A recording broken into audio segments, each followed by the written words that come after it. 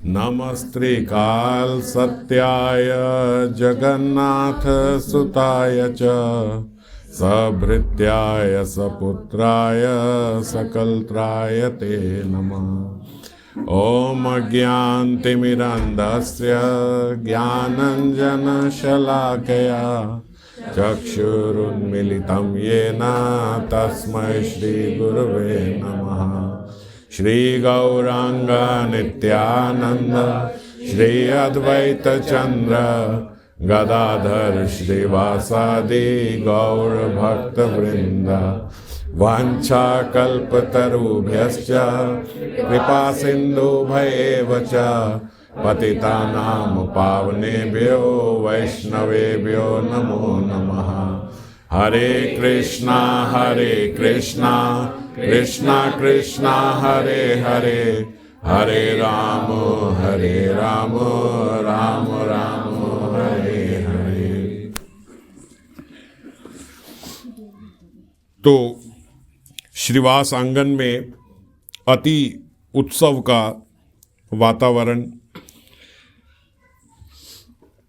सतपहरिये लीला चल रही है जिसे महाप्रकाश लीला भी कहते हैं, और जिसमें महाप्रभु अब पहली बार अपना इस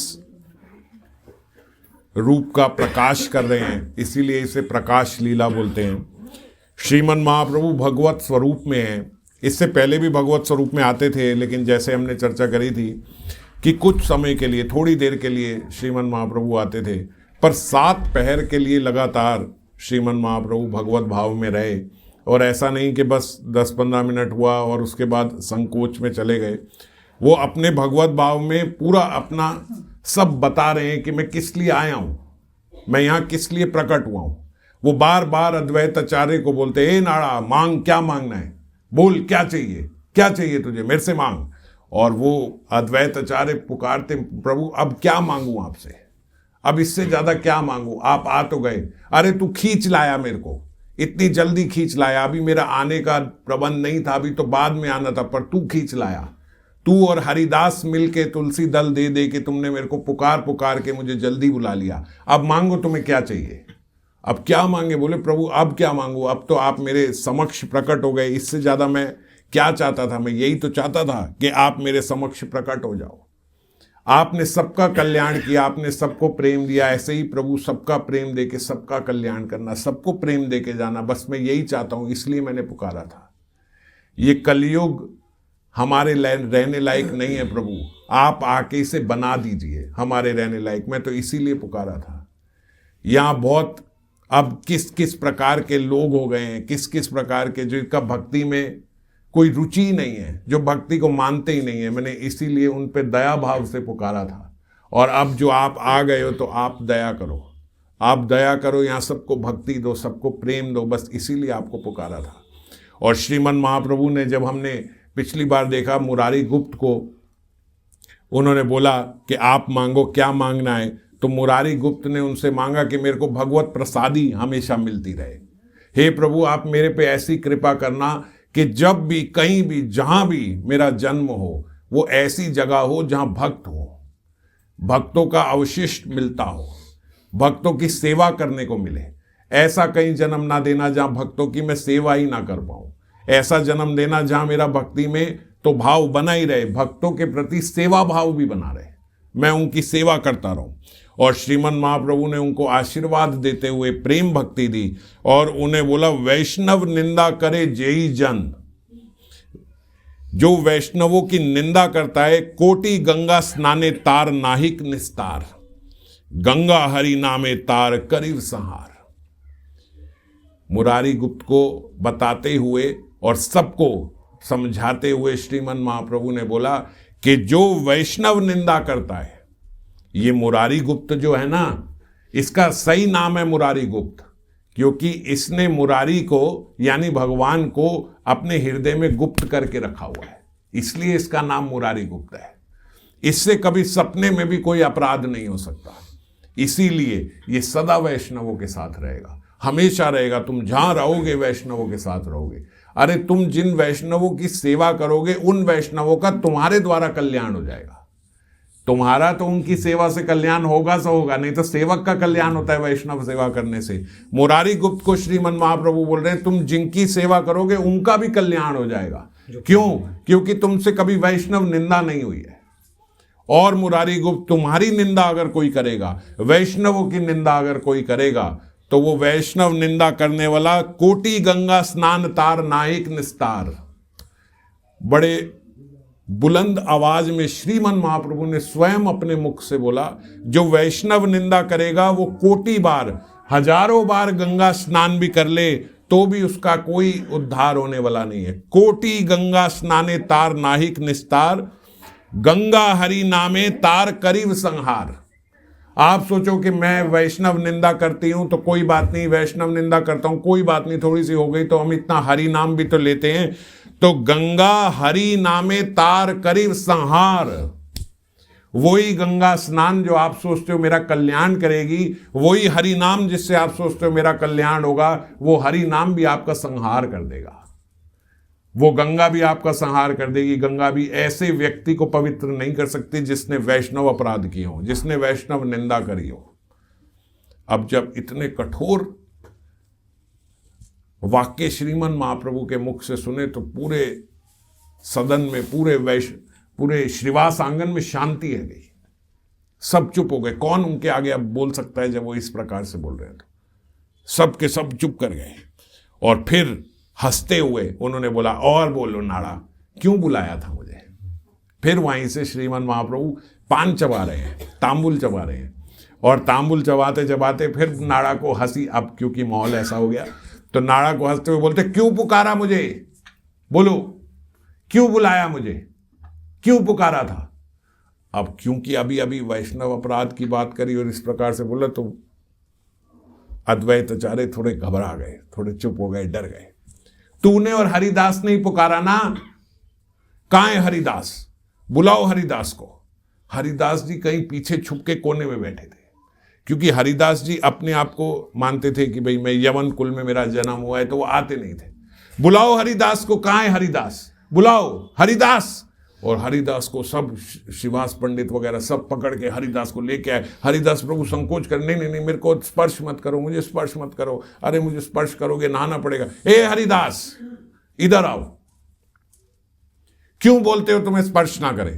प्रभु मैं यवन कुल में मेरा, अरे तुम्हारे स्पर्श से तो ये सब पवित्र हो रहे हैं। स्पर्श से ही नहीं, तुम्हें देखने से भी लोग पवित्र हो जाते हैं। जिसने तुम्हें देख लिया है हरिदास, मैं उसको अपनी प्रेम भक्ति दान देता हूं। जिसने केवल हरिदास को देख लिया है उसे प्रेम भक्ति प्राप्त। अब कितनी मुश्किल से किसी को कैसे प्रेम भक्ति प्राप्त होती है, और श्रीमन महाप्रभु कह रहे हरिदास तुम्हें जिसने देख लिया उसे प्रेम भक्ति प्राप्त होगी। पापी यवन लोगों ने तो तुम्हें बहुत दुख दिया है, बहुत पीड़ा पहुंचाई है। वो बेनापोल में जो वेश्या थी ना, अरे प्रभु वो तो किसी को पता ही नहीं है। अब यहां किसी को नहीं पता ये हरिदास की ये लीला। हरिदास ठाकुर जी ने जो वेश्या का कल्याण किया, वो थी ना जो वेश्या, मैंने उसकी मति बदल दी थी। और कैसे बदल दी थी? क्योंकि तुम्हारे पवित्र दर्शन कर लिए थे उसने, तुम्हारे संग वो वहां पे बैठ गई, उसने तुम्हारे दर्शन कर लिए, इसलिए मैंने बदल दिया। प्रेमा भक्ति मिल गई ना उसे? मिली ना? जी प्रभु मिली। आधे लोग तो हैरान है कि हरिदास जी के साथ कहां वेश्या आ गई, किसको मिल गई, क्योंकि पता ही नहीं है किसी को। मैंने उसे दी प्रेम भक्ति क्योंकि तुम्हारे दर्शन कर लिए थे। और उसके बाद यवनों ने तुम्हें किस प्रकार कोड़े मारे। अरे प्रभु जाने दीजिए, छोड़िए वो सब बातें, वो खत्म नहीं। कैसे उनकी हिम्मत हुई? तुम जानते हो उस समय में अपना चक्र लेके स्वयं आ गया था वैकुंठ से नीचे, और हजारों बार मैंने अपना चक्र निकाला उन्हें मारने के लिए, पर तुम उस समय स्तुति कर रहे थे कि प्रभु इन्हें माफ कर दो, इन्हें माफ कर दो, इनका कसूर नहीं है, ये जानते नहीं है ये क्या करेंगे। क्योंकि तुम उनका हित सोचते थे, तुम स्तुति कर रहे थे, इसलिए मैं उनको मार नहीं पाया। एक बेत जब उन्होंने तुम्हारे पे छुआने का संकल्प किया था, मैं तभी चक्र लेके वहां प्रकट हो गया था, और तब से ही तुमने स्तुति करना शुरू कर दी कि इन्हें बचाओ। अरे प्रभु आप तब भी साथ, मैं तब भी साथ था, और तुम्हें एक भी बेत पड़ा? अरे नहीं प्रभु, मेरे को तो आपके कारण पता ही नहीं। मुझे पड़ा क्योंकि मैं आ गया था तुम्हारे पीछे, मैंने खाए हैं बेत। ये देखो, अपनी पीताम्बरी हटा के प्रभु ने दिखाई, श्रीमन महाप्रभु ने अपनी पीठ दिखाई, ये देखो बेतों के निशान। वो सारे बेत मैंने अपने पे ले लिए थे, तुम्हें स्पर्श नहीं करने दिया था। अब हरिदास ठाकुर मूर्छित हो गए रो रो के। श्रीवास पंडित ने उठाया, उठे। श्रीवास पंडित ने बोला उठो हरिदास। हरिदास रोने लगे, अरे प्रभु ऐसी, इतना मेरे लिए आपने मार खाई, अरे मुझे ही पिट जाने देते, मर जाने दिया होता मुझे। ये देह किस काम का है? इस नश्वर देह के लिए आपने अपनी पीठ पे कोड़े खाए। आपने ऐसा क्यों किया प्रभु? ये आपने अच्छा नहीं किया। ये दास के लिए आपने कोई अच्छा काम नहीं किया। मैं क्या लेके रहूंगा? मेरे पास है क्या? मेरे पास कोई भक्ति नहीं है, कुछ नहीं है मेरे पास। आपने मेरे लिए और अपने शरीर पे जो इस प्रकार से बेत खाए, अब मैं क्या लेके रहूंगा? नहीं प्रभु, ऐसा नहीं करना चाहिए था, आपको मर जाने दिया होता मेरे को। आप क्यों आए वहां पे बेत खाने के लिए? तेरा कोई स्पर्श नहीं कर सकता। हरिदास इस प्रकार से सोच भी नहीं सकता तेरे को इस प्रकार चोट पहुंचाने की। और उन्होंने संकल्प लिया तुझे मारने का, और आज तक जीवित हैं तेरे संकल्प के कारण। तूने सोचा कि इनका कुछ अहित ना हो जाए, इसलिए वो आज तक जीवित हैं। अरे प्रभु, लेकिन मेरे भीतर तो कोई स्मरण करने की शक्ति ही नहीं है। मैं तो न जाने किस कारण, किस प्रारब्ध से, किस भक्ति से, किस भजन से, या आपकी किस कृपा से बस यहां आपके समक्ष खड़ा हूं। नहीं तो मेरे अंदर ऐसा कोई गुण नहीं है कि मैं आपके समक्ष, मैं आपके दर्शन कर पाऊं। मेरे अंदर ऐसा कोई गुण नहीं है प्रभु, मैं सच बोलता हूं। आपके समक्ष खड़ा होकर झूठ नहीं बोलूंगा। मेरे अंदर कोई ऐसा गुण नहीं है कि मैं यहां खड़ा हो पाऊं। आपने जिस पे कृपा कर दी कर दी। आपकी कृपा के कारण आप ये सब कर रहे हो, पर मैं इस कृपा का अधिकारी नहीं हूं। हाँ, और आपने आज अपना भागवतम में जो आपने कहा वो बात आपने सत्य कर दिखाई कि अगर बड़े बड़े ब्राह्मण, ऋषि, राजा ये भी अगर आपकी भक्ति ना करें तो कुछ नहीं है। और मेरे समान एक कीड़ा भी, एक मल का कीड़ा, उसको भी आपने यवन होने के बावजूद अपने दर्शन करा दिए। ये आपकी कृपा है। आपकी कृपा में कोई जात पात नहीं है कि इसको दर्शन दूंगा, ये ब्राह्मण है, ये वैष्णव है, ये है, ये कुछ नहीं है आपके भीतर। आपने अपने श्रीमुख के दर्शन, अपने श्रीमुख की जो बात है उसे सत्य करी है। नहीं तो मेरे अंदर तो ऐसी कोई क्वालिटी नहीं है, मेरे अंदर तो ऐसा कोई गुण नहीं है। आप देखिए ना, मैं कैसे स्मरण शून्य जीव हूं। मैं अगर हरि नाम भी लेता हूं तो इसका प्रयास करने के लिए कि आपका स्मरण मेरे भीतर बन सके, पर आपका स्मरण नहीं है मेरे भीतर, स्मरण शून्य हूं। द्रौपदी ने आपका स्मरण किया था, उसे स्मरण कहते हैं प्रभु। बीच सभा में द्रौपदी ने जब आपका स्मरण किया, जब दुर्योधन और दुशासन उसका वस्त्र हरण कर रहे थे, उस समय उसके स्मरण मात्र से आप वस्त्र रूप में वहां प्रकट हो गए। ये देखो स्मरण की कितनी शक्ति है। आप स्मरण करने वाले भक्त के भीतर, आप स्मरण करने वाले भक्त के समक्ष किस प्रकार इतनी जल्दी प्रकट हो गए। वस्त्र अवतार ले लिया। हमने आपके कितने अवतार सुने हैं, शुक्र अवतार, नरसिंह अवतार, राम अवतार, कृष्ण अवतार, पर वस्त्र अवतार ये कहां से आया? ये किस शास्त्र में लिखा था? पर आपने कोई किसी की नहीं सुनी, क्योंकि उसने स्मरण किया तो आप वस्त्र अवतार में वहीं आकर प्रकट हो गए। ऐसे स्मरणशील थी माता द्रौपदी, स्मरणशील थी माता पार्वती, जिनको जब सारी डाकुनियों ने पकड़ लिया था तो उन्होंने आपका स्मरण किया, आपने आके उन्हें बचाया।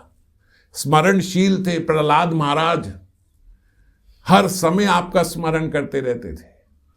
और उन्हीं प्रहलाद महाराज के लिए आपने कितना सुंदर स्वरूप धारण कर लिया, अद्भुत स्वरूप।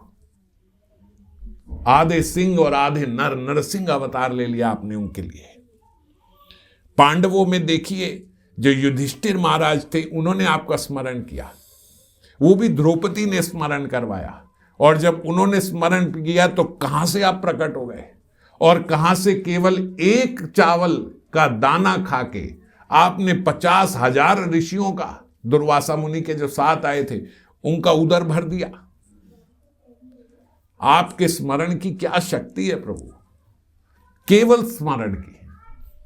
अभी नाम नहीं लिया, अभी आपके दर्शन नहीं हुए, आपको देखा नहीं, कुछ नहीं किया, केवल आपका स्मरण किया बस। कितने कृपालु हो आप, अपने स्मरण से ही प्रकट हो जाते हो। बस भक्त आपका स्मरण करे, आप प्रकट हो गए। ऐसा कृपालु दयालु नाथ कहीं हो सकता है? आप जगन्नाथ हो, जीव के स्मरण मात्र से वहां प्रकट हो जाते हो। इतना सरल उपाय, इतना सरल भगवान कहां मिलेंगे?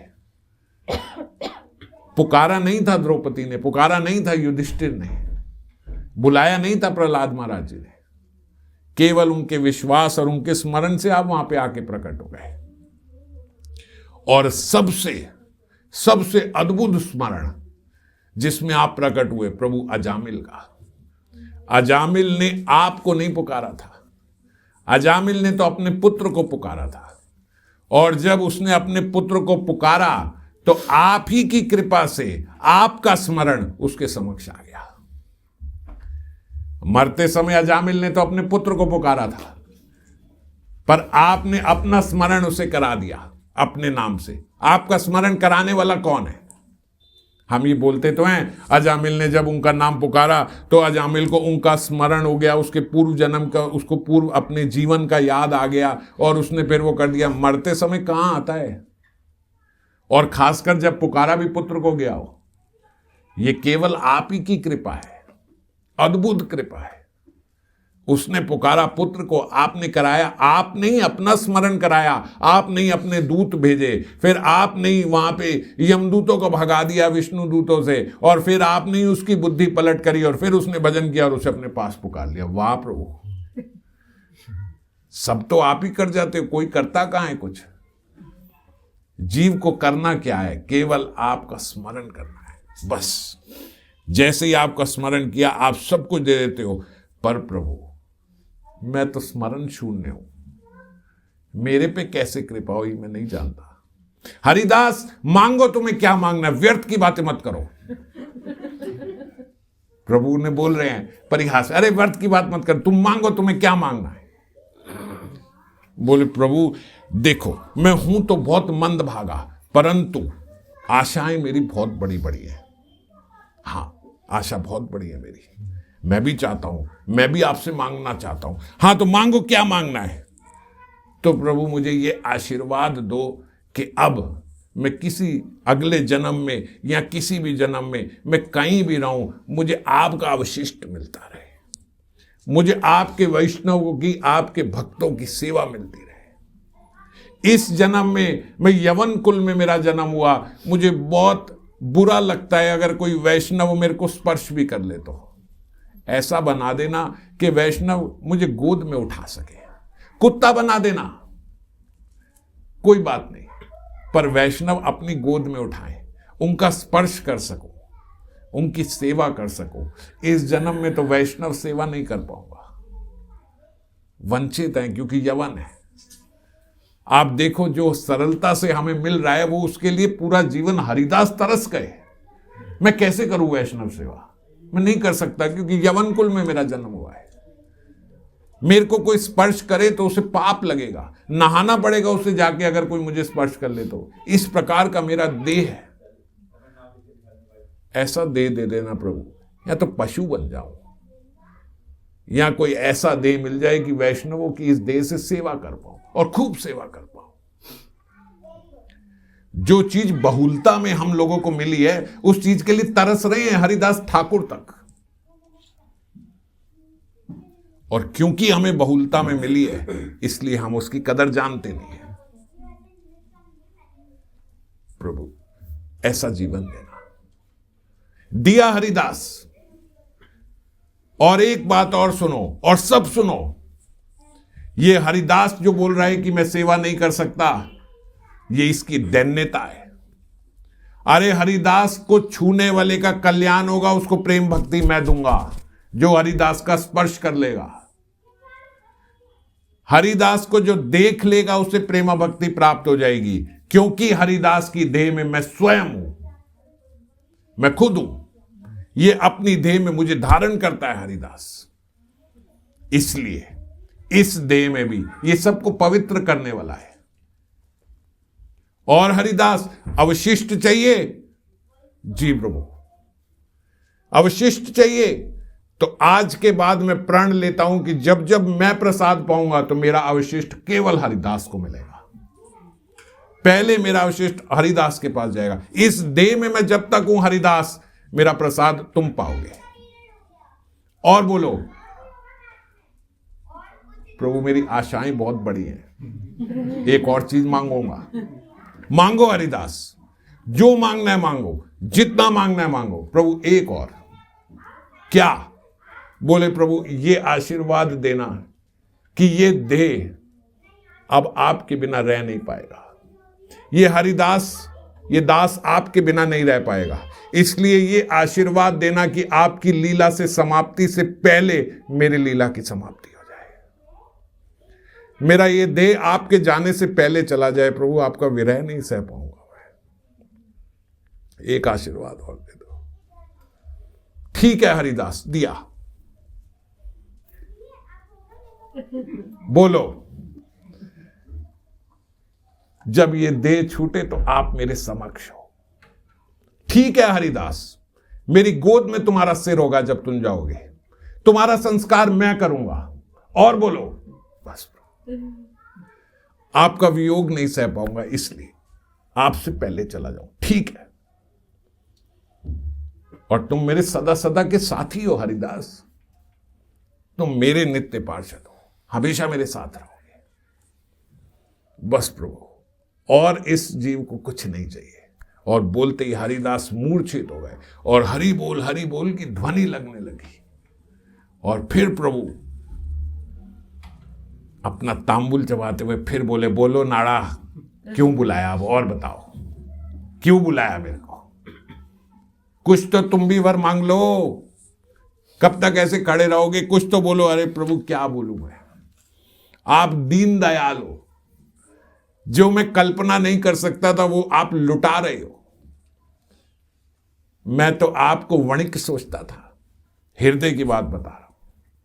अद्वैत आचार्य बोल रहे हैं मैं बनिया सोचता था आपको, पर इस बहुलता से जो आप लुटा रहे हो प्रभु, ऐसा तो देखा ही नहीं मैंने, ऐसे प्रभु तो देखे ही नहीं। क्या अवतार लिया है आपने, आनंद हो गया प्रभु। तू मांग, क्या मांगेगा?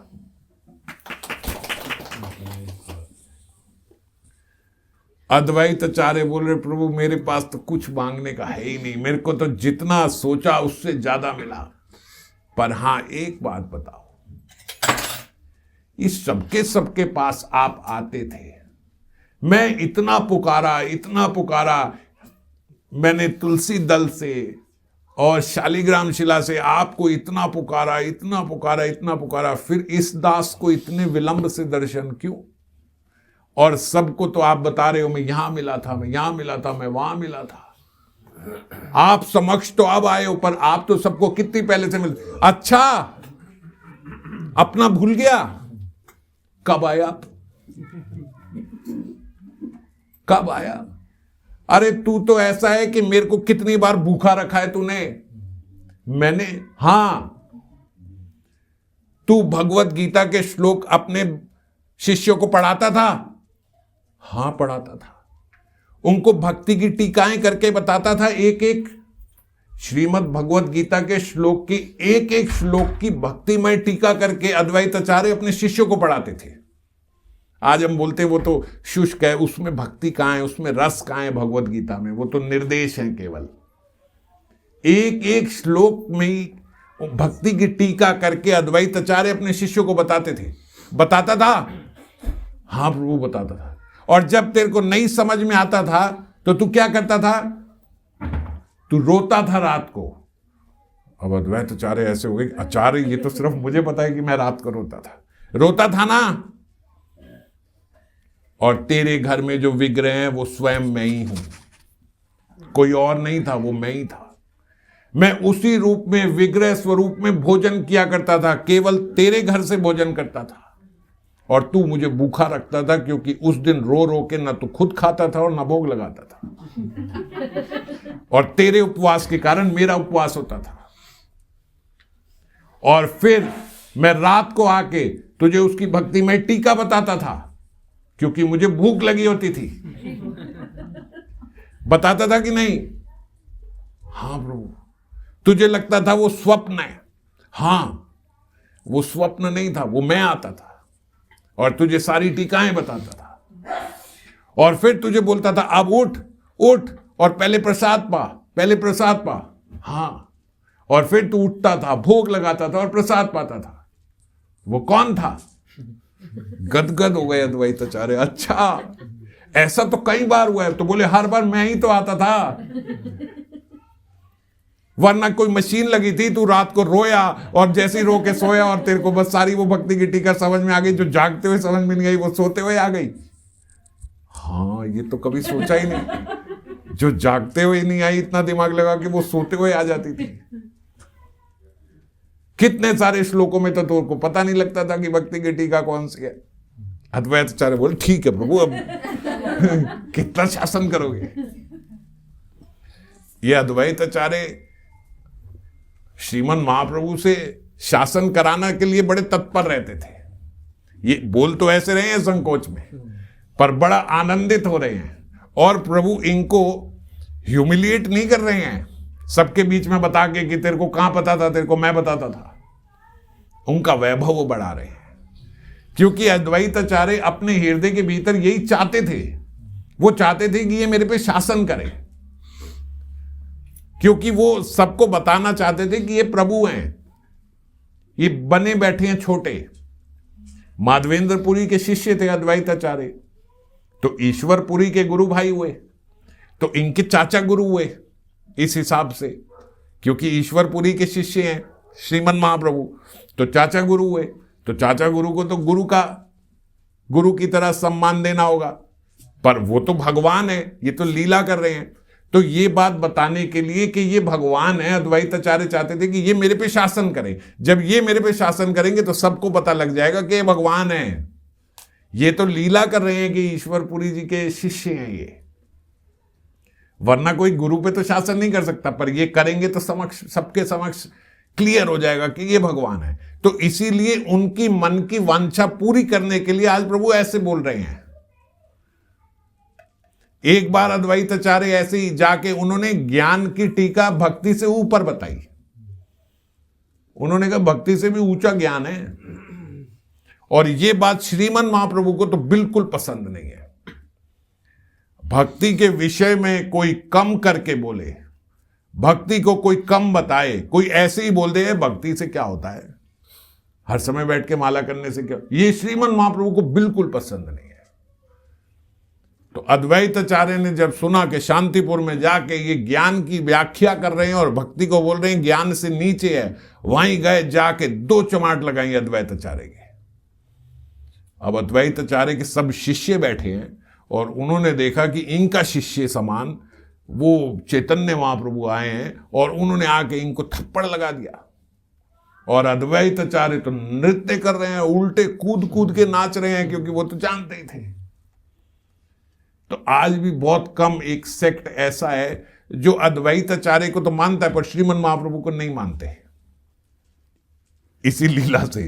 तो वो कहते कि भाई अद्वैताचार्य तो भगवान है मगर श्रीमन महाप्रभु नहीं है, अगर होते तो ऐसे कार्य थोड़ी करते कि उनको थप्पड़ लगा देते, तो वो भगवान नहीं। तो आज भी एक ऐसा है, पर अपने प्रारब्ध और कर्मों के कारण ही वो ऐसे फंसे हैं कि उन्हें वो भक्ति प्राप्त नहीं हो रही, क्योंकि ये भक्ति मिलती भी नित्यानंद प्रभु की कृपा से ही है, और क्योंकि ना वो नित्यानंद प्रभु को मानते ना महाप्रभु को मानते, इसीलिए यहाँ पे चैतन्य भागवत में भी ये बात बताई गई कि जिस प्रकार रावण ने अपना सिर काट काट के शिव भक्ति करी थी।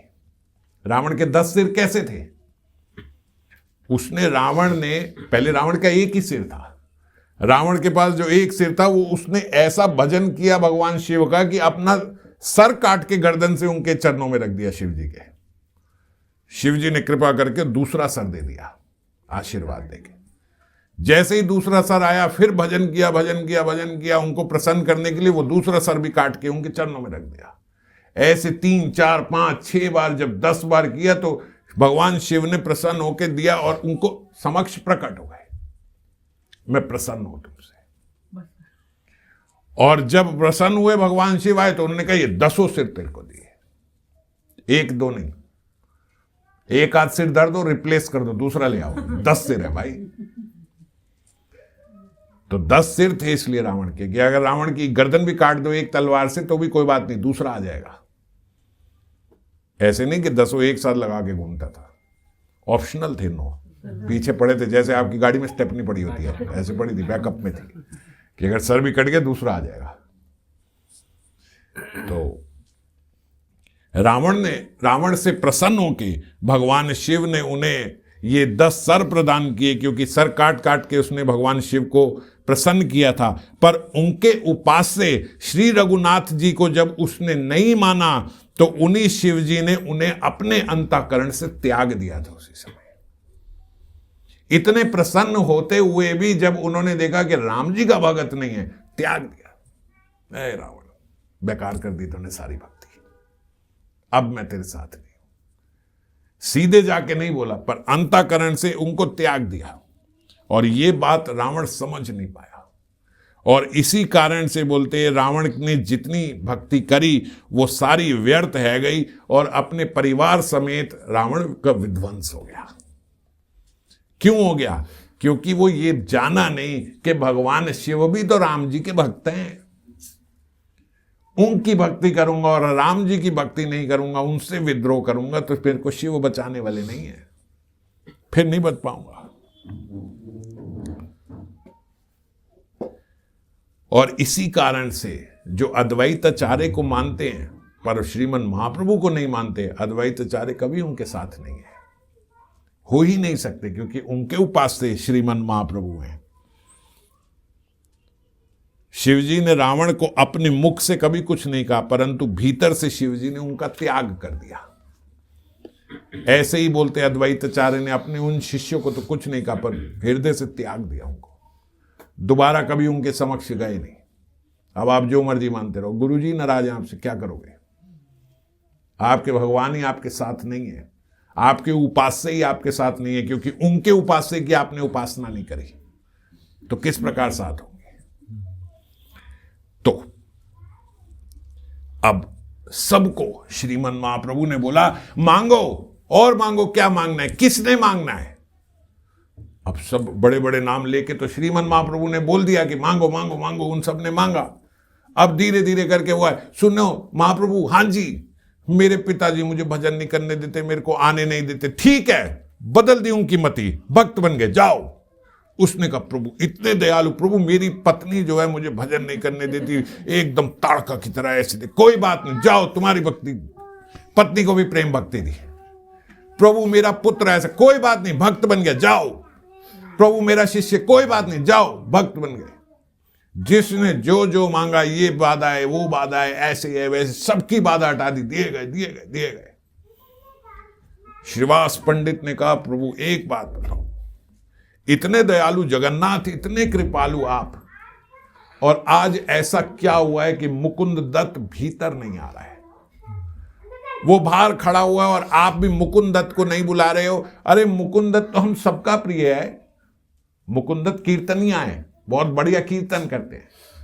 आपके समक्ष हमेशा मुकुंद दत्त ने ही कीर्तन किया, आपका प्रधान कीर्तनिया। आपने मुकुंद दत्त को क्यों ऐसे कर दिया कि उस पर कृपा नहीं कर रहे, और वो भी क्यों भीतर नहीं आ रहा है? ऐसा क्या हुआ है? हम सब वैष्णवगण जानते हैं, कभी मुकुंद दत्त से कोई अपराध नहीं हुआ, उसने कोई अपराध नहीं किया। महाप्रभु ने बोला बस अब अगर कोई मुकुंद दत्त का नाम लेगा तो वो भी बाहर चला जाए, पर वो भीतर नहीं आएगा। अब सबके मुंह ढीले पड़ गए, भाई महाप्रभु तो अभी कृपालु, सबको दे रहे हैं, सबको दे रहे हैं, जो जो मांग रहे हैं, सुन भी पूरा नहीं रहे, दिए जा रहे दिए जा रहे दिए जा रहे, और मुकुंद दत्त को नहीं दे रहे। मुकुंद दत्त तो इतना इतना प्रेमी है, उसको क्यों नहीं दे रहे? इसका क्या कारण है प्रभु? बोले जो ग्वाले होते हैं ना, वो गौवा की सेवा तो करते हैं, पर कुछ कुछ ग्वाले वही गैया को लाठी भी मारते हैं। और जो लाठी मारते हैं ना उनके साथ नहीं हूं मैं।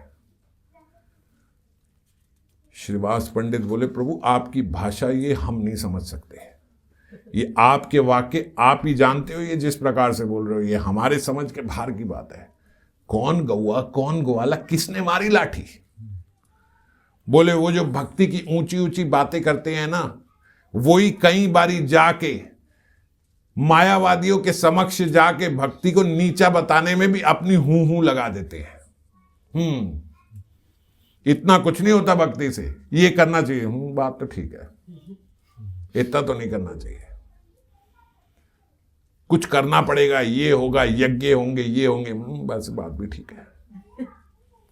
इस प्रकार से जो जाके बोलता है, जो भक्ति को हीन भाव से देखता है, जो भक्ति को छोटा बताता है, उनके समक्ष में नहीं हूं, मैं उनके साथ नहीं हूं, और वो कभी मेरा दर्शन नहीं कर सकते,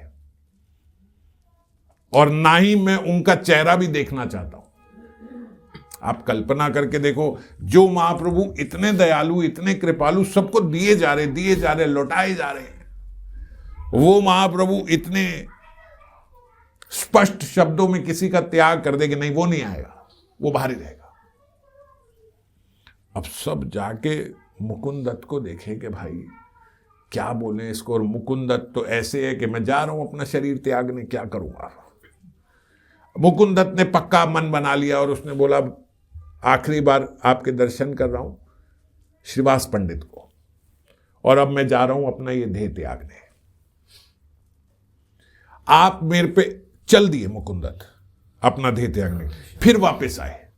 उन्होंने बोला, देह त्यागने से पहले बस मुझसे एक बारी मेरी एक बात अंदर महाप्रभु से पूछ लो। क्या?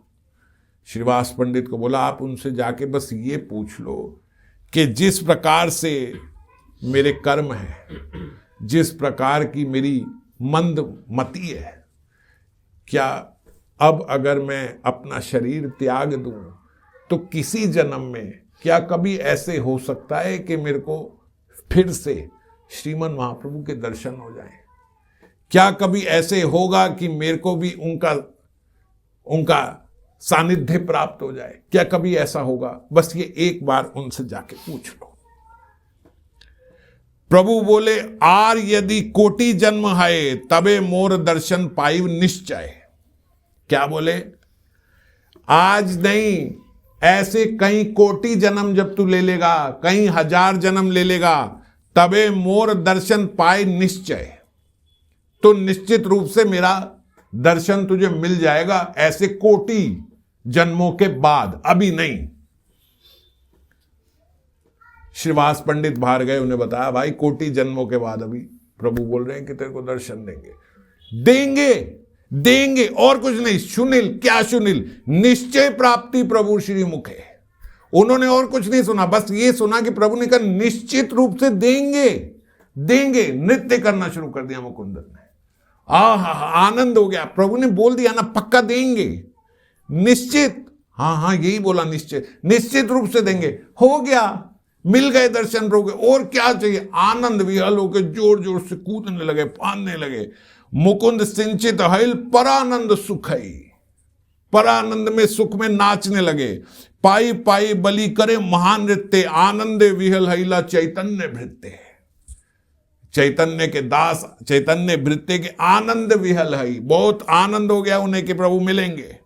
और जो ही प्रभु जी ने सुना, श्रीमन महाप्रभु ने कि इतना नृत्य, इतना कोलाहल बाहर हो रहा है, महाप्रभु ने कहा मुकुंद को भीतर लेके आओ। सब लोग हैरान हो गए, अरे प्रभु हम जानते थे ये दयालु है, ये रह नहीं सकते, चलो। मुकुंद बोल रहे, नहीं, अभी उन्होंने बोला है, अभी नहीं, फिर नाराज हो जाएंगे, अभी तो उन्होंने निश्चित कर दिया है कि कोटि जन्म बाद मिलेगा। नहीं, मुझे मत लेके जा रहे। उसने कहा चलो। श्रीवास पंडित ने एक पैर उठाया, गदाधर ने दूसरा हाथ उठाया, उठा के ले गए, प्रभु ये आ गया। और जो ही उनको लेके आए, उन्होंने, वो मुकुंद लेटा हुआ नीचे, वैसे मैं नहीं आया हूँ, ये लेके आए हैं भाई, अभी तो आपने बोला है कि निश्चित रूप से मिलोगे, अब पता नहीं, अब कह दो कि अब तो कभी नहीं मिलूंगा, तो अंदर कैसे आ गया? उन्होंने बोला, उठो मेरे मुकुंद, उठो। श्रीमन महाप्रभु, उठ जाओ भाई, उठ जाओ, कोई अपराध नहीं हुआ तुमसे, खड़े हो जाओ। यही मुकुंद दत्त से सीखने की बात है, आशा बंधता। आशा बनी रहे, कभी आशा छूटे। और समुत्कंठा, ये दो वृंदावन दास ठाकुर जी बोल रहे हैं, ये दो शब्द उनसे सीखने वाले हैं। एक जीव आशाबंद हो कि प्रभु मिलेंगे, कैसे नहीं मिलेंगे, पक्का मिलेंगे। और उत्कंठा उनसे मिलने की, मिलना चाहता हूं। अरे तुमने तो मेरे को झूठा ठहरा दिया मुकुंद, मैंने बोला था कोटि जन्मों में मिलोगे, पर तुम्हारा ऐसा विश्वास देख के, तुम्हारी ऐसी उत्कंठा देख के तुमने मुझे पराजित कर दिया। अरे 2 मिनट में मेरे शब्द तुमने झूठे कर दिए। क्या व्यक्ति हो तुम मुकुंद? मुकुंद समझ नहीं पा रहा है, मेरा परिहास हो रहा है कि मेरे से खुश हुए हैं, मुझे समझ नहीं आ रहा है। वो कह रहे प्रभु मेरे को क्षमा कर दो, मैं आना नहीं चाह रहा था, ये मुझे लेके आए, मैं तो बड़ा प्रसन्न था, आप कोटि जन्मों बाद मुझे मिल रहे हो।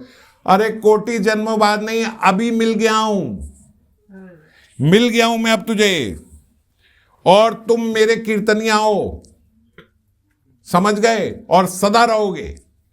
आज नहीं, जब भी, कहीं भी, जहां भी, जिस भी रूप में मेरा जन्म होगा, उस रूप में तुम मेरे साथ रहोगे और मेरे कीर्तनिया बन के रहोगे। और तुम्हारे कीर्तन का ऐसा प्रभाव होगा कि जिसने एक बार तुम्हारे मुख से कीर्तन सुन लिया, उसको प्रेम भक्ति प्राप्त हो गई। मुकुंद हक्का बक्का रह गया कि हुआ क्या। मुकुंद को बोल रहे हैं, अरे थोड़ा विनोदी तो किया था, थोड़ा हंसी मजाक किया था तुम्हारे साथ, मेरे कीर्तनिया हो, तुमसे कोई अपराध थोड़ी हुआ है, थोड़ा हंसी मजाक कर लिया तुम्हारे साथ, तुम तो सीरियस हो गए। ये तो मजाक की बात थी, असल में मजाक की बात थी नहीं। असल में श्रीमन महाप्रभु इस लीला से बताना चाहते हैं कि हमसे भक्ति महारानी के प्रति कोई अपराध ना हो, हम भक्ति की महिमा को कम ना समझे।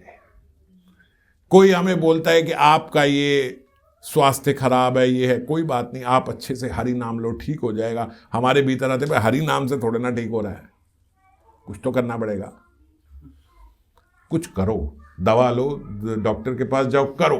पर ये जानो, जो हमने पिछली बारी चर्चा करी थी, आचार्यों ने अपने मुख से हमें ये बात बताई है, हल्की बात नहीं है, बड़ी प्रभावित करने वाली बात है, कि दवाई में भी जो दवाईपना है वो तो श्री कृष्ण नहीं डाला है। अमृत में जो अमृत तत्व है वो भी तो कृष्ण नहीं डाला है। वो चाहे तो क्या नहीं हो सकता, और वो ना चाहे तो कौन सी दवाई तुम्हें असर कर जाएगी। बात समझे? तो वो भले लेते रहो, कोई बात नहीं, पर ये जानो कि होगा हरिनाम से ही, हरिनाम से ही होगा। हम ये ना सोचें कि जरा सी सिर दर्द हुई, कोल्ड हुआ, बुखार हुआ तो हरिनाम छोड़ दिया, ये ना करें, ऐसा दुराचार कभी ना करें कि जरा जरा सी बात पे उस दिन माला रह गई, उस दिन क्या हो, उस दिन ये घर पे आ गया, उस दिन ये हो गया, उस दिन यहां चले गए, उस दिन वहां चले गए। सबसे पहले क्या छूटती है? माला छूट गई। मैंने काफी पहले भी टाइम मैनेजमेंट में बताया था, ये आपको सीखना पड़ेगा, नहीं तो ये बहुत बड़ा अपराध भी करा सकता है आपसे। टाइम मैनेजमेंट एक भक्त के जीवन का सबसे जरूरी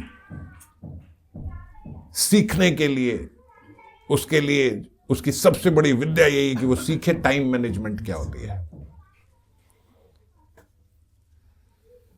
टाइम मैनेजमेंट एक व्यक्ति का, एक भक्त का सबसे पक्का होना चाहिए।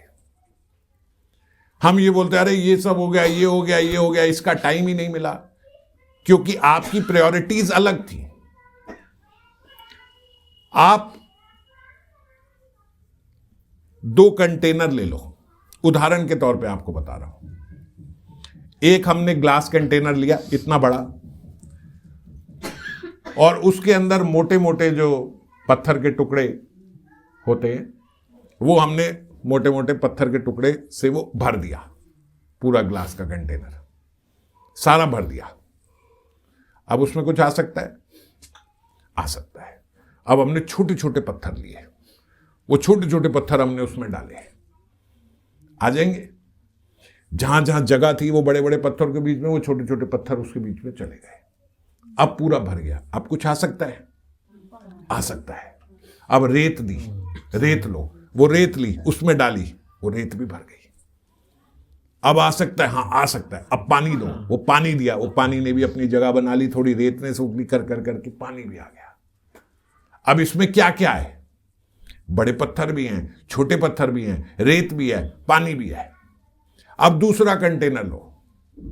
अब कोई कहे भाई इसमें सारी चीजें डालनी है, हाँ डालनी है, इतनी आ जाएंगी, हाँ आ जाएंगी। अच्छा पहले पानी लाओ, उसमें पानी लिया, सारा भर दिया, पूरा ऊपर तक पानी से भर। अब क्या आएगा, खत्म हो गई बात। यही टाइम मैनेजमेंट है। आप जो काम जरूरी नहीं है सबसे पहले वो काम करते हो अपने दिन में और फिर अपने जीवन में, और इसीलिए जो जरूरी काम है वो रह जाते हैं।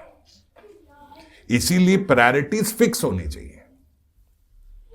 आगे कभी हो जाए तो कह नहीं सकता, पर पिछले 10-15 सालों में मैंने तो कभी ऐसा नहीं देखा, हालांकि बीमार तो मैं भी बहुत रहता हूं, कि ऐसा हुआ कि माला छोड़ गई। और हमारी तो बीमारी से हमारी तो ऐसे रह जाती है, वो कोई घर पे ये आ गया था, माला छूट गई, वो मुझे यहां जाना था। एक महानुभाव तो ऐसे वो कहते वो मैं शॉपिंग पे चली गई, ये हो गया वो हो गया, फिर माला रह ही गई। ये हंसने की बात है, मन करता थप्पड़ मारूं मुंह पे खींच के कि माला ही रह गई, किस लिए, कि मैं शॉपिंग पे गई थी। वो मॉल गए थे, सुबह गए, शाम को 7 बज गए, फिर खाना वाना खाते, ये करते वो करते, फिर रात को सोचा करूंगी, फिर नींद आ गई, फिर सो गए, फिर रह गई। ये भक्ति है आपकी, ये भक्त कहलाते हो आप। क्या टाइम मैनेजमेंट है। इसीलिए देखो पहले कौन सी जरूरी चीज है, पहले उससे भरेंगे, फिर उसके बाद जो उससे कम यूजफुल चीज है, फिर उससे कम यूजफुल चीज है, उससे फिर जो और उससे कम, उससे, तो सब आएगा। अगर मुझे पता है कि मेरा आज दिन व्यस्त रहने वाला है, तो सुबह उठ के सबसे पहले अपनी माला खत्म करूंगा, नियम की, बाकी पूरा दिन चलती रहेगी, पर सबसे पहले सुबह उठ के नियम की माला हो जाए। लोग सोचते संडे को आराम करेंगे, संडे को रहेंगे। हम सब भक्त लोग तो सोचते संडे को सुबह सुबह उठ के पहले माला कर लो, क्योंकि फिर पूरा दिन, क्योंकि वही ऐसा सबसे इनडिसिप्लिन्ड डे जो है वो संडे है। पर वो भी डिसिप्लिन के प्लान में आ जाता है, क्योंकि पहले ही सोच रखा है कि संडे हम अपना इनडिसिप्लिन से रहेंगे, ये पहले ही सोच रखा है। तो डेट कम्स अंडर डिसिप्लिन, क्योंकि टाइम टेबल ही ऐसा बनाया हुआ है। अब किसी का टाइम टेबल में ही आज कि भैया आज आपके 2 फ्री पीरियड है, तो वो ये तो नहीं कह सकते ना आप टाइम टेबल फॉलो नहीं कर रहे, आप फ्री कैसे हो। अरे टाइम टेबल में ही है 2 पीरियड फ्री है। ऐसे ही अपने दिनचर्या के 2 घंटे फ्री रखो ना, 4 घंटे फ्री रखो। इस 4 घंटे में जो मर्जी करो, इसमें कुछ नहीं, इसमें जो मर्जी करेंगे, ताकि जो नॉन डिसिप्लिन्ड टाइम है वो भी डिसिप्लिन में आ जाए कि 4 घंटे मैंने फ्री रखे थे, चाहे मैं फोन पे बात करूं, चाहे मैं सैर करने जाऊं, चाहे मैं एक्सरसाइज करूं, चाहे मैं थोड़ा मोबाइल देखूं, चाहे मैं कुछ भी करूं, इन 4 घंटे में तो डिसिप्लिन हो गया वो भी। आपको पता है मुझे यहां जाना है, वहां जाना है, ये करना है, वो कर, तो संडे की मैं बात कर रहा था, तो संडे को तो स्पेशली, बाकी दिन थोड़ा ऊपर नीचे हो जाए, संडे को तो सुबह जल्दी उठ के पहले माला करनी है, क्योंकि फिर नहीं तो पूरा दिन ठीक से माला नहीं होगी। इसको बोलते हैं पहले मोटे पत्थर बीच में डालना। अब जो मर्जी भर दो, अब क्रिकेट से भर दो, घूमने से भर दो, इससे भर दो, शॉपिंग से भर दो, उससे भर दो, अपना भैया पहले काम हो गया। और पहले ही आपने शॉपिंग रूपी पानी डाल दिया उसमें, पूरा भैया 10 घंटे हम शॉपिंग को गए थे, उसके बाद तो सब खत्म हो गया। फिर अब कहाँ माला जाएगी, कहाँ स्मरण जाएगा, कहाँ रीडिंग जाएगी, कहाँ को जाएगा, तो सब नाश हो गया। तो इसीलिए यही फर्क है भक्त में और अभक्त में। जो दिनचर्या पालन करता है उसमें, और जो नहीं करता है उसमें। आपने आखिरी बार पिक्चर कब देखी थी पता नहीं, कभी भी देख सकता हूं, पर कब देखी थी पता नहीं। क्यों? क्योंकि प्रायोरिटी में नहीं है। प्रायोरिटी में होगा तो करेंगे, तो प्रायोरिटी वाली चीज पहले ये होनी चाहिए, तो फिर सब होगा।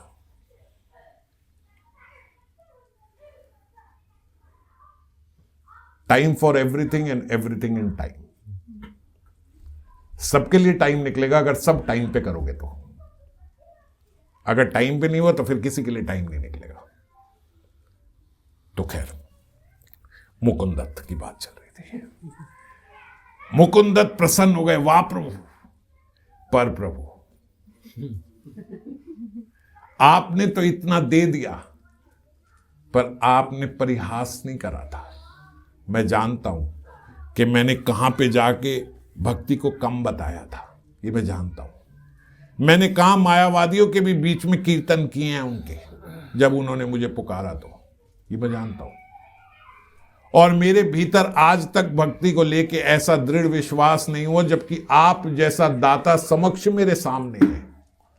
मैंने आपको भाव विभोर होते देखा है, मैंने आपके दर्शन करे हैं, पर उस दर्शन से भी क्या लाभ जब मेरे भीतर आज तक भक्ति का उदय नहीं हुआ मेरे हृदय में।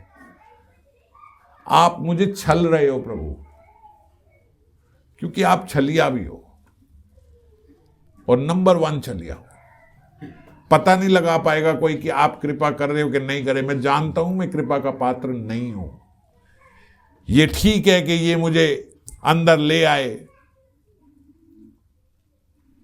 ये ठीक है कि इन्होंने मुझे आपके समक्ष रख दिया, मुझे आपके दर्शन हो गए, पर मैं इस लायक नहीं हूं। मेरी मति, मेरी गति पता कैसी है? जैसी दुर्योधन की थी। दुर्योधन ने भी तो आपके दर्शन किए थे, आप भी तो उनके समक्ष आए थे, आपने सभा में अपना प्रकाश रूप दिखाया था, वो दुर्योधन ने भी तो देखा था। उन्होंने विराट रूप दिखाया, दुर्योधन को नहीं दिखा। पर कुछ संत लोग ये कहते हैं, जो पितामह थे उनको केवल दर्शन हुए, बस विदुर को दर्शन हुए और किसी को दर्शन नहीं हुए। जब उन्होंने सभा में अपना विराट रूप दिखाया कौरवों की सभा में, तो किसी को दर्शन नहीं हुआ। तो सबको क्या दिखा? बोले सबको प्रकाश दिखा, बस बहुत तेज रोशनी हुई। पर संत महात्मा बोलते प्रकाश किसका हुआ? प्रकाश किसका हुआ? भगवान का ही तो हुआ। तो भगवान का प्रकाश भी तो दिव्य है। अरे भगवान ने अपना विराट स्वरूप दिखाया, विराट स्वरूप नहीं दिखा, प्रकाश स्वरूप तो दिखा। प्रकाश स्वरूप से ही कल्याण हो जाता है। कितने लोग तो भगवान के प्रकाश के ही बस सारा मठ पूरा बना हुआ है, भगवान के प्रकाश को ही मानते हैं। वो तो भगवान को मान ही नहीं पाते, क्योंकि वो रूप ही नहीं दिखा उन्हें केवल प्रकाश दिखाया भी। अब सूर्य भी एक लोक है, सूर्य के अंदर भी लोग रहते हैं, सूर्य का राजा है विवासवान, पर यहां से क्या दिखता है? इतना प्रकाश कि हम देख भी नहीं पाएंगे सीधे। ऐसे भगवान का प्रकाश है।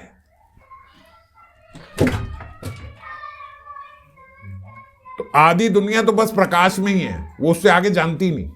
उन्हें पता है बस क्या है, ईश्वर क्या है, ईश्वर एक ज्योति है बस। अब इससे अंदर तो जा ही नहीं पाए, वो ज्योति में ही रह गए बस। तो उन्होंने बोला तो चलो ज्योति में जो रह गए उनका भी प्रभु कल्याण करते हैं, उनको भी बुलाते हैं, उनको भी मुक्ति देते हैं, क्योंकि प्रभु की ज्योति देखी है।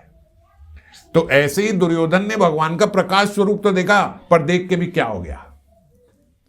भगवान के साथ रहने के बाद भी, भगवान का प्रकाश स्वरूप देखने के बाद भी क्या हुआ? विध्वंस हो गया। क्यों? क्योंकि वो भक्ति शून्य था।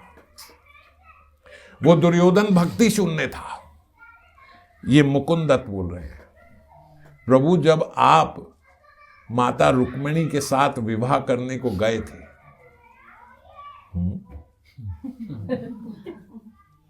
तो आप गरुड़ पे बैठ के गए थे। अब ये देखो भक्त कहां कहां से खोज के निकालते हैं चीजें। आप गरुड़ पे बैठ के गए थे, तो आपका गरुड़ वाहन पे आपको देखा, गरुड़ पे बैठे हुए देखा, तो जितने वहां जो राजा थे, जो रुक्मिणी जी को आपसे विवाह नहीं करने देना चाहते थे, वो रुक्मी की तरफ से लड़ रहे थे। ये युद्ध हुआ, भगवान हरण करके लाए थे, किडनैप करके लाए थे रुक्मिणी जी को। तो जब किडनैप करने गए तो उनका भाई रुक्मी ने बड़े सारे राजा अपने साथ बुला रखे थे, शिशुपाल इत्यादि सब थे। तो सब के सब इतने सारे राजा जो थे, उन्होंने आपको देखा, आप गरुड़ आसन पे आ रहे हो, गरुड़ वाहन है आपका, तो समझ में नहीं आ गई कि ये नारायण है।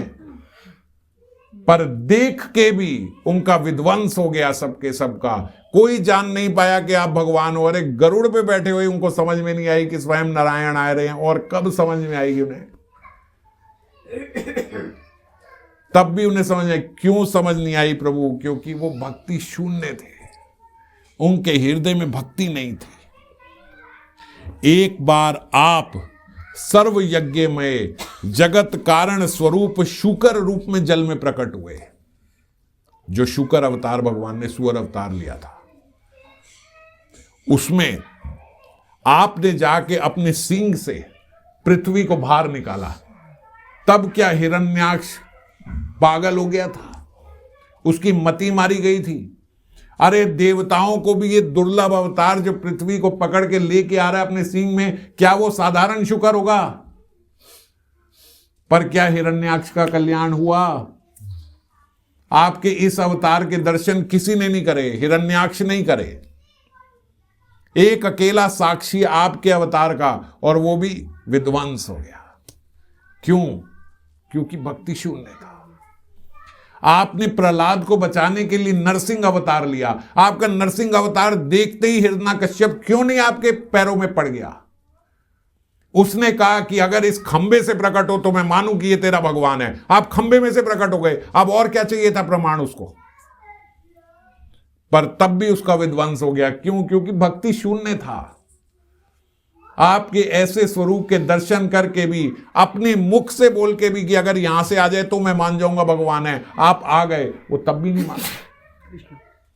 तो आपके दर्शन का क्या लाभ हुआ इन सब के सबको? और दूसरी तरफ जो कुब्जा थी, जो यज्ञ पत्नियां थी, यज्ञ करने वाले ब्राह्मणों की पत्नियां थी, जो मथुरा की नागरियां थी, जो नारीगण थी मथुरा की, उन सब ने आपका कोई ऐसा विशेष रूप नहीं देखा। पर तब भी उन सब का कल्याण हो गया। क्यों? क्योंकि उनके भीतर भक्ति थी। कंस आदि ने आपके स्वरूप को देखा मगर कोई लाभ नहीं हुआ, वो फिर भी मारे गए वैसे के वैसे ही। और वहां महाबली अनंत देव को देखो, आपकी भक्ति का चमत्कार देखो। अनंत देव के सैकड़ों फण हैं, मगर एक फण में, उनमें से किसी एक फण में पूरे ब्रह्मांड को ऐसे रखा हुआ है जैसे जल की एक बूंद को रखा हुआ उनके उस पे। यह आपकी भक्ति का चमत्कार है प्रभु, ये भक्ति का कमाल है। आपके दर्शन से कोई विशेष लाभ नहीं होता, भक्ति से होता है।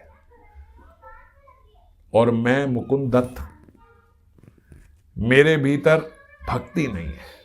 आपके दर्शन तो हो रहे हैं, आपने कृपा करके अपने दर्शन तो दे दिए, आपने कृपा करके मुझे भीतर तो बुला लिया, पर मैं जानता हूं मेरा कल्याण नहीं होगा, मेरा भी नाश हो जाएगा, क्योंकि मेरे भीतर भक्ति नहीं है।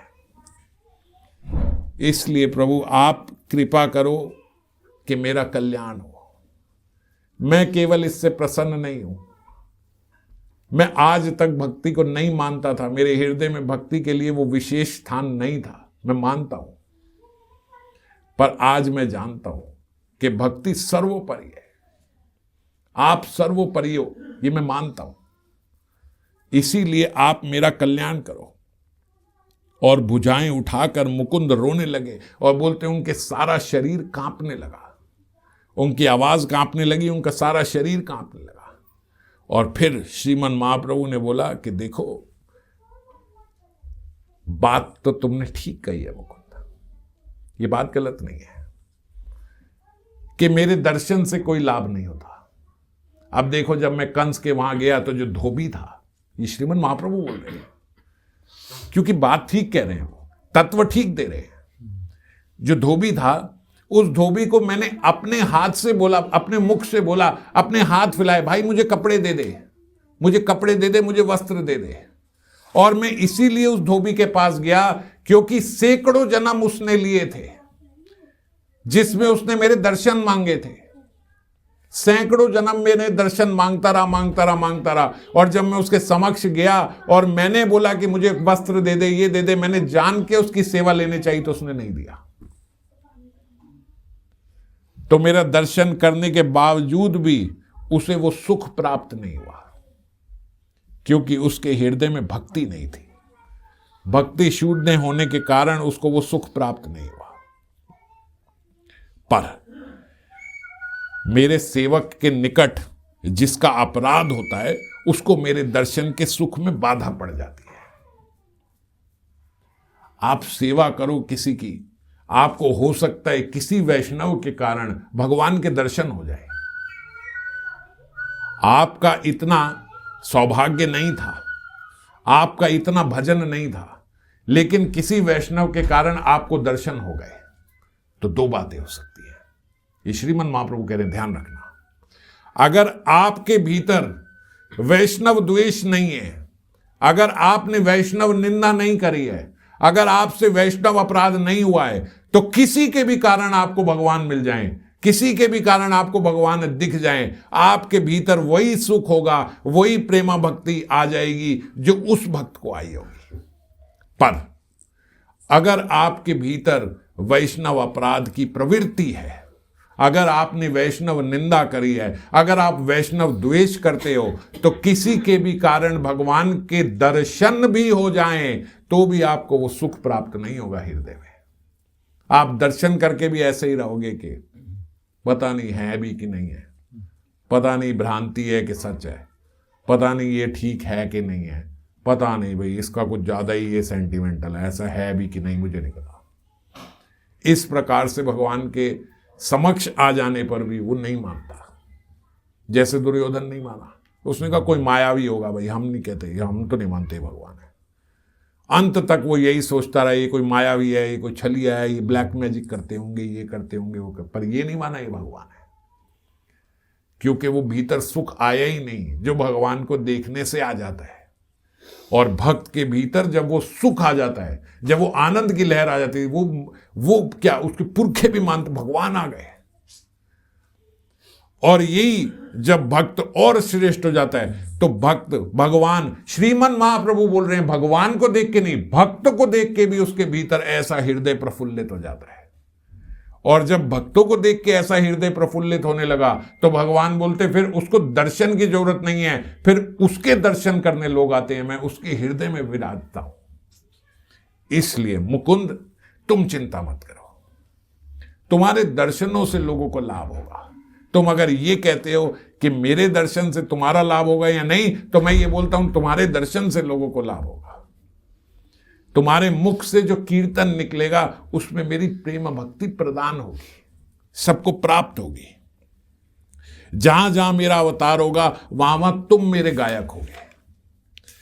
और यहां तक भी कहा ग्रंथकार श्रीमन वृंदावन दास ठाकुर जी ने कि अगर हमारे अब तक कुछ अपराध बने हैं, अगर अब तक हमने भक्ति के प्रति, भक्तों के प्रति कोई अपराध किए हैं, तो भी यदि उन्हें छोड़ने का और भक्ति मार्ग में दृढ़ होने का यदि हमारे अंदर उत्साह है, यदि हम संकल्प ले लेते हैं, तो दयालु प्रभु क्षण में पिछली बात भूलकर हमें अपनी भक्ति प्रदान करने को तैयार है।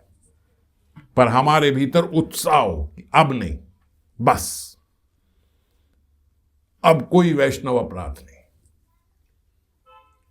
और फिर समय हो गया क्या? और फिर अंत में श्रीमन महाप्रभु को अद्वैताचार्य और ये श्रीवास पंडित आदि ने बोला कि प्रभु आपने सबका कल्याण किया, सबको इतना भजन दिया, इतनी भक्ति दी, इतना सब बोला, सब जिसने जो मांगा उसको वो दिया, पर प्रभु आपने अपनी माता का कल्याण नहीं किया। सची माता देखो पीछे खड़ी है, अरे सची माता को भी तो भक्ति प्रदान करो, उन्हें भी तो पता लगे कि उनका जो लाला है वो भगवान है, उन्हें भी तो पता चले उनका पुत्र भगवान है। श्रीवास पंडित ने बोला सची माता, सची दीदी को लेके आओ। अरे दीदी आगे आओ, आगे आओ, आप देखो श्रीमन महाप्रभु ने कहा सची पीछे, तुम्हें भक्ति नहीं मिलेगी। श्रीवास पंडित ने बोला प्रभु ये क्या बोल रहे हो, आप अपनी माता के लिए ऐसा बोल रहे हो, आपकी माता के लिए आप ऐसा बोल रहे हो, सबको दे रहे हो। बोले किसी को भी मिल सकती है पर इससे भक्ति नहीं मिल सकती। क्यों नहीं मिल सकती इसे भक्ति? आपकी माता है ये, भले हो, पर ये वैष्णव अपराध किया है इन्होंने। अभी वो भगवत स्वरूप में है श्रीमन महाप्रभु, और लीला के माध्यम से बता रहे हैं कि अगर लीला में माता भी बन जाए, मेरी माता ही क्यों ना हो, वैष्णव अपराध किया है तो कल्याण नहीं होगा। सच्ची माता से स्वप्न में भी अपराध नहीं हो सकता। श्रीवास पंडित ने बोला तुम आप क्या बात कर रहे हो प्रभु? बोले हुआ है, और ये वो जानती हैं। जब मेरे बड़े भाई अद्वैताचार्य के घर जाते थे तो इन्होंने बोला था ये अद्वैत नहीं है, ये तो द्वैत है, दोगला है, ऊपर से ऐसा बनता है और अंदर से बच्चों को बहकाता है, क्योंकि उनके बच्चों को वैराग्य विद्या दे दी थी अद्वैताचार्य ने। सच्ची माता रो पड़ी, ये सत्य बोल रहा है, मैंने ऐसा सोचा था। अरे भगवान, अरे जगन्नाथ मेरा कल्याण करो, मेरा उद्धार करो। जाके सच्ची माता श्रीमन महाप्रभु के चरणों में आने की थी, वहीं रोक दे, रुक जाओ, मेरे पास मत आना, वैष्णव अपराधी मेरे पास नहीं आ सकता। मैं क्या करूं? जाओ, जिनके प्रति अपराध किया पहले उनसे क्षमा मांगो। अद्वैत आचार्य वहां से भागे, अरे सची माता मेरे पैर छुएगी, मैं बर्बाद हो जाऊंगा, मैं मर जाऊंगा, ये मां है उनकी, ये मेरे पैर छुएगी, नहीं नहीं नहीं नहीं नहीं नहीं नहीं नहीं। भागते भागते बोलते अद्वैत आचार्य इस दुख से, इस पीड़ा से कि आएंगे, मूर्छित हो गए। और जो ही मूर्छित होके गिरे, सची माता ने उनके चरणों से रज लेके अपने माथे पे लगाई, मुझे माफ कर दो आचार्य। जो ही बोला माफ कर दे, उन्होंने बोला माता आप हरि नाम संकीर्तन करो, और जो बोला तो जोर जोर से कृष्ण कृष्ण बोल के माता रोने लगी। प्राप्त हो गई प्रेम भक्ति। क्या बाधा थी? केवल ये कि जिनके प्रति, जिन वैष्णव के प्रति अपराध हुआ था उनसे क्षमा मांगने होगी। और जैसे ही उनसे क्षमा मांगने लगी, रुदन करते करते रोने लगी माता सची। और उसके बाद फिर और खूब सारा भोग आया, ठाकुर जी ने पाया। और ठाकुर जी ने फिर जो नारायणी, उनकी जो भतीजी थी श्रीवास पंडित की, श्रीवास पंडित की, उन श्रीवास पंडित की भतीजी नारायणी को अपना अवशेष प्रसाद दिया, इसको खिलाओ, इसको खिलाओ। और उसको बोला नारायणी थोड़ा भजन करो, थोड़ा कीर्तन करो। जो ही बोला कीर्तन करो, हाथ उठा के कृष्णा कृष्णा कृष्णा कहते रोने लगी नारायणी। और नारायणी का रुदन देख के पूरा सारी जितनी सभा में वैष्णव संत थे सब रोने लगे।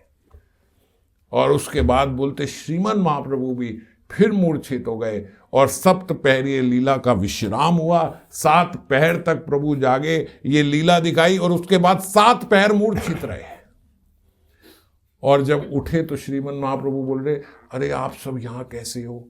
माता भी यहाँ पे है, अरे श्रीवास पंडित आप भी यहाँ पे हो, अरे आचार्य अद्वैत आप भी यहाँ हो, सब यहाँ ऐसे घिर के बैठो। क्या मैंने कोई चंचलता तो नहीं करी?